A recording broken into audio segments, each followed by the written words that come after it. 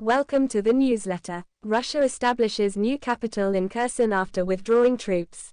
On Channel HT New, Russia chose Genichesk as the new capital of Kherson province, southern Ukraine, insisting that the withdrawal of its troops from the city of Kherson does not affect the fact that it is already part of Russian territory. RIA Novosti news agency reported on November 12 that the Kherson administration appointed by Russia decided to choose Genichesk city as the temporary capital of Kherson province after Russia withdrew its forces from the city of Kherson. Currently, the temporary administrative capital of Kherson province is Genichesk. All government agencies are concentrated there, said Alexander Fomin, a spokesman for the Kherson government. Genichesk is a port city with many resorts, about 200 kilometers south of Kherson, on the Sea of Azov and in northeastern Crimea. Russia took control of Genichesk on February 27, just a few days after opening a special military operation in the neighboring country. The decision to choose the new capital came after Russia withdrew its troops from the city of Kherson, moving to the east bank of the Dnipro River with a statement to protect the lives of soldiers and civilians from the counterattack of Ukraine.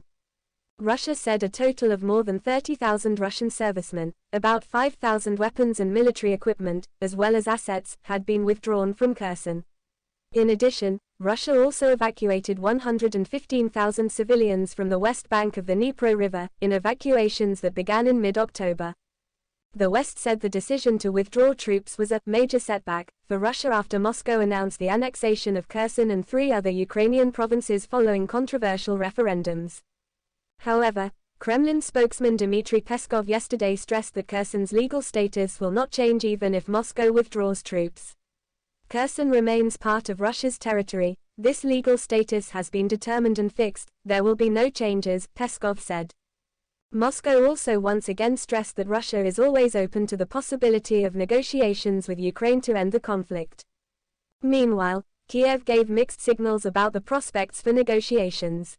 Ukrainian President Volodymyr Zelensky said that Kiev was always open to negotiations, but refused to talk with his counterpart Vladimir Putin.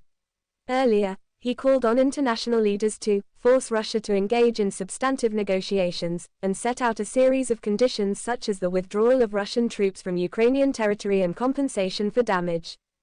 For his part, speaking on the sidelines of the ongoing ASEAN meeting in Cambodia, Ukrainian Foreign Minister Dmytro Kuleba said he would consider holding talks with his Russian counterpart Sergei Lavrov if Moscow offered. In talks between Foreign Minister Kuleba and U.S. Secretary of State Antony Blinken on the sidelines of the conference, Washington also said that Ukraine will be the one to decide the time and content of any negotiating framework with Russia. Thank you for watching. Remember to subscribe to the channel, share to support and update the latest videos from HT News channel.